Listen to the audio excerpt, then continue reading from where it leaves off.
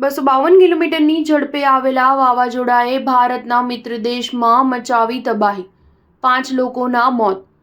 જાપાનમાં ખતરનાક ટાઇફૂન શાનશાને તબાહી મચાવી છે। ગુરુવારથી જાપાનના દક્ષિણી ક્ષેત્રમાં ભારે વરસાદ થઈ રહ્યો છે, જેના કારણે 5 લોકોના મોત થયા છે તો ઘણા લોકો ઘાયલ પણ થયા છે।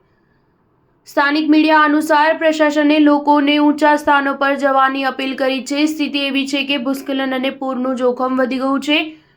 ટાઇફૂન શાનશાને ગુરુવારે 252 કિલોમીટરની ઝડપે પવન સાથે જાપાનના દક્ષિણ મુખ્ય ટાપુ ક્યુશુ પર તબાહી મચાવી હતી। શાનશાન આ વર્ષનું સૌથી શક્તિશાળી વાવાઝોડું છે, તેમજ તે 1960 પછી જાપાનમાં ત્રાટકનાર સૌથી શક્તિશાળી વાવાઝોડું બની ગયું છે। સ્થાનિક સમય અનુસાર સાંજે 5 વાગ્યા સુધીમાં વાવાઝોડું શાંત પડી ગયું હતું। આ દરમિયાન 162 કિલોમીટર પ્રતિ કલાકની ઝડપે પવન ફૂંકાયો હતો।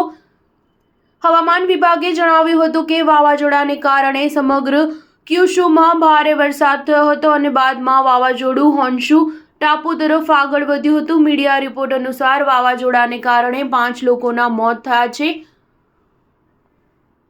તોકુશીમામાં 2 માળની એક ઇમારત ધરાશાયી થઈ છે। જાપાનના હવામાન વિભાગના જણાવ્યા અનુસાર ભારે વરસાદને કારણે આફતની શક્યતા વધી ગઈ છે। ટાઇફૂન શાનશાનના આગમન પહેલા જ ગુરુવારે આઇચીમાં ભૂસ્ખલન થયું હતું, જેમાં એક જ પરિવારના 3 લોકોના મોત થયા હતા। આઇચી ક્યુશુથી 1000 કિલોમીટરના અંતરે આવેલું છે। સરકાર દ્વારા જાપાનના વિવિધ ભાગોમાં હાઈ એલર્ટ જાહેર કરવામાં આવ્યું છે।